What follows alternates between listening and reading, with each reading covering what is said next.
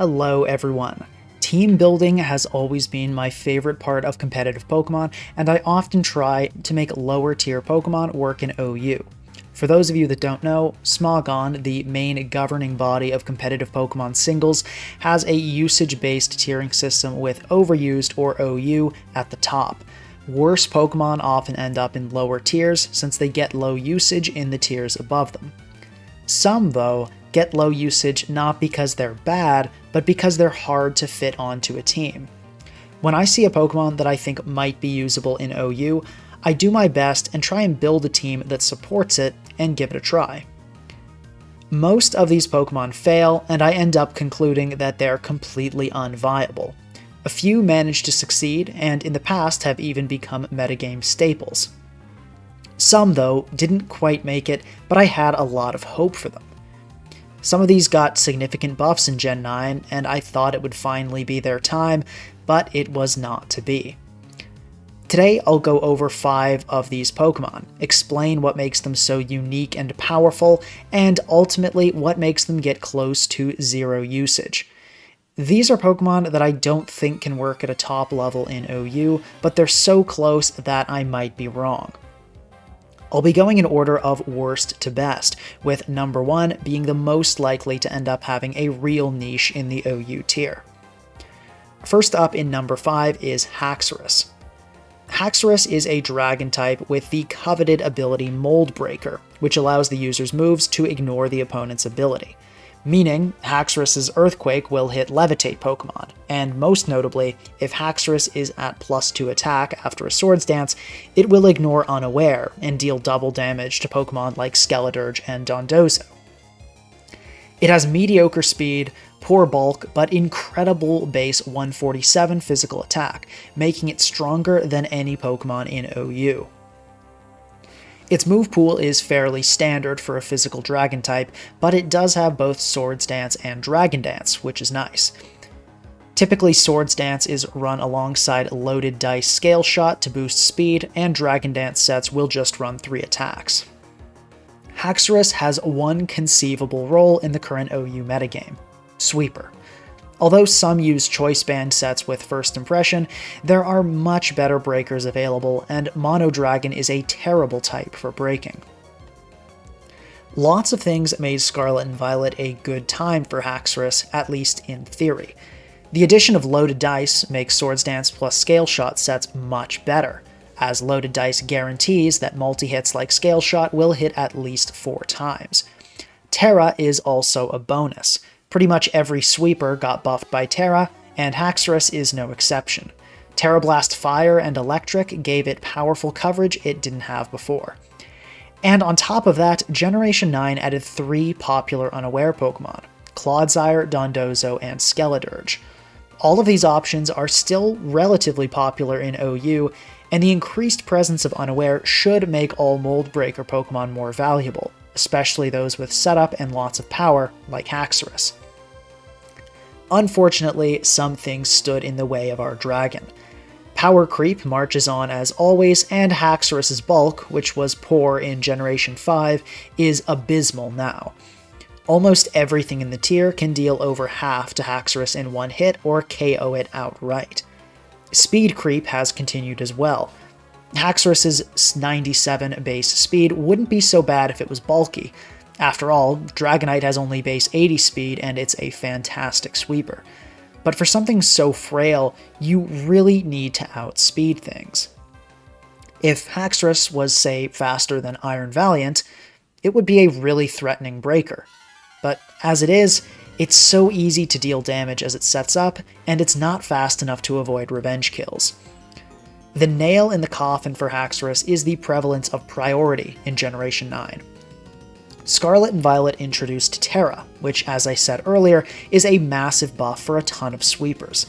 Stat-boosting Pokemon can suddenly change their type to blow up what was previously a counter, or Terra defensively to set up even more. To avoid losing to these unpredictable, chaotic Pokemon, almost every good team is equipped with strong priority, moves that will typically go first regardless of speed. And Generation 9 has a lot of new and powerful priority, as well as old priority which became even stronger thanks to Torterra. Kingambit Sucker Punch, Raging Bolt Thunderclap, Dragonite Extreme Speed, Rillaboom Grassy Glide, Scizor Bullet Punch, Cinderace Sucker Punch, Weavile Ice Shard, Lokix First Impression, the list goes on, and Haxorus can't take any of these moves particularly well. Nobody considers Haxorus when they team build, but if you have a team that's ready for a Dragon Dance Dragonite with Torterra, or a Swords Dance Kingambit with Torterra, you'll be more than ready for a Haxorus. Next up at number 4 is Toxtricity. Toxtricity is an electric and poison type Pokemon with the fantastic ability Punk Rock, which boosts the power of sound moves. This effectively gives Toxtricity a 104 base power electric move, Overdrive, as well as boosting the normal type move Boom Burst to a whopping 182 base power. Toxtricity is also the strongest special attacker to ever receive the move Boom Burst. This, combined with Punk Rock, basically gives Toxtricity the normal type as a third stab. It has mediocre stats across the board, except for special attack though. Its move pool is pretty solid, lacking coverage, but it probably wouldn't use much coverage anyway when it has stabs and Boom Burst. It also has Shift Gear, so you can use sweeping sets with Life Orb or Throat Spray, but Choice Specs is the most popular set by far. Breaking is what Toxtricity does best, and in Gen 9 more than ever. Terra Normal gave Toxtricity an unprecedented level of power. Since Toxtricity isn't actually a normal type, despite how well it uses Boom Burst, it gets a 1.5 times boost to Boom Burst after it Terras. To give you an idea of how strong this is, with Terra Normal, Toxtricity does around 45% to Blissey, and 60% to max HP and max special defense Ting Lu. It effortlessly one-shots most of OU. So why don't we ever see Toxtricity being used? Well, there are a few reasons. First of all, Toxtricity is slow and frail. This is alright in a slower-paced metagame, and with lots of bulkier teams. We've seen slow and frail breakers be successful in past generations, such as Crawdon, for example. But Gen 9 OU is currently in a very offensive state, with bulky offense teams being the favored archetype. So most Pokemon on any team can outspeed and deal significant damage to Toxtricity, if not just one-hit KOing it. There were also a few additions to the game that hurt Toxtricity's viability. Dealing 60% to Ting Lu with Terra Normal Boom Burst is great, but the presence of Ting Lu is still really bad for Toxtricity. Not only does it need to Terra to get that much damage, but Ting Lu can still safely Scout. Even if it takes a Boom Burst, you can safely switch into a Ghost type next turn. This leads to a 50-50 guessing game that significantly favors the opponent. If you guess wrong as the Toxtricity user, you end up choice-locked into something you can't touch. All of Toxtricity's powerful moves, Electric, Poison, and Normal, have very common immunities, so you can almost never just click Boom Burst. Ghost types were far less common in Generation 8, and Toxtricity was a solid niche breaker then. But now, with how common Goldengo, Dragapult, and Pecharunt are, you can't just spam Boom Burst anymore. On top of that, Terra Ghost is a fantastic and extremely common Terra type, so you never know what'll suddenly turn into a Ghost type and make your Boom Burst useless. Iron Treads, which resist everything Toxtricity has, doesn't help either. I could see Toxtricity maybe becoming viable again as a niche breaker if a lot of bans happen and the metagame becomes more bulky, but at the moment it's far from being viable in OU. Now into the top 3. First up we have Gallade. Gallade has a fantastic offensive typing, Psychic, and Fighting. It gained a new ability in Generation 9, Sharpness, which is a massive buff, boosting slicing moves by 1.5 times. It has tons of moves that get boosted by Sharpness. Sacred Sword, a fighting move which is 135 base power after Sharpness, Psycho Cut, a non-contact physical psychic move which is 105 base power after Sharpness, and a few other attacks like Leaf Blade and Night Slash, which are solid coverage moves. Gallade has a very strange stat distribution. Mediocre speed, solid attack, fantastic special defense for some reason, and poor defense and HP. Gallade's move pool, though, is incredible. It has all the coverage it could realistically wish for. Currently in OU, Gallade is used on some Psychic Terrain teams with agility. It's not a very good set, and it's not even that popular on Psychic Terrain, which is not even a great archetype. It's a shame to see Gallade in such a state, since it had such great potential. The power Gallade has thanks to sharpness is really incredible. With Choice Band, it's a terrifying breaker with basically endless coverage. Sharpness boosted Psycho Cut is also amazing. Having a strong non-contact stab move is insanely good, and it's what makes Ogerpon Wellspring the threat that it is. To give you an idea of how strong this is, Gallade's Psycho Cut is actually more powerful than Wellspring's Ivy Cudgel. Gallade has more attack, Psycho Cut is stronger than Ivy Cudgel after sharpness, and it even has a high critical hit chance as well. The Psychic type isn't great offensively, but Sacred Sword and Night Slash or Knockoff perfectly support it, dealing with Steel, Dark, and Psychic types easily. So what went wrong? Much like Toxtricity, the problem is being too frail and slow. If Gallade had a similar speed to Ogerpon Wellspring, I think it would be a seriously threatening breaker that would see solid usage. Gallade could even have potential as a slower breaker if its HP stat wasn't so bad. Slow breakers like Hoopa-Yu still see usage in OU, since they provide solid defensive utility. With Gallade's shockingly high special defense, it could be a great Assault Vest user if it had more HP, a special wall and a breaker at the same time. If a lot of bans happen and the metagames ends up favoring bulkier teams, I could see Gallade maybe being used as a breaker with Choice Band or Assault Vest, but for now, its stats are letting it down. Now, at number 2, we have one of my favorite Pokemon, Eelektross. Eelektross is a mono-electric type with Levitate, meaning it's actually not weak to any type. Its stats are all over the place, decent everywhere with the exception of poor speed. Its move pool is far more than decent though. Eelektross has coverage on par with Mew and Clefable, the only notable exception being that it lacks ice moves. Eelektross sees so little usage in OU, I can't really tell you what it does in the tier, but in lower tiers it uses Assault Vest sets, using 4 attacks to make full use of its incredible coverage, and it also runs Coil setup sets. Eelektross didn't receive any direct buffs in Generation 9 like Gallade, but it still did get a massive buff thanks to Terra. Terra has elevated tons of Levitate Pokemon that were seen as terrible or just not worth using in previous generations. Latias, Latios, Cresselia, Rotom Wash, Galarian Weezing, and even Hydreigon have all had periods of time where they were considered quite good in OU, thanks to Terra plus Levitate. What makes this combination so strong is that you can turn into a Steel or Poison type, fantastic defensive types, while still keeping the immunity to ground. The set that I thought might bring Eelektross success in OU is a Coil set with Terra Poison. Coil boosts attack, defense, and accuracy by 1 stage. Running Coil with special defense investment and leftovers, with the moves Knockoff and Drain Punch, seemed really solid. Leftovers and Drain Punch would keep Eelektross healthy, Knockoff would hit ghost types hard, and provide consistent value. For the last move, Eelektross would run Zap Cannon.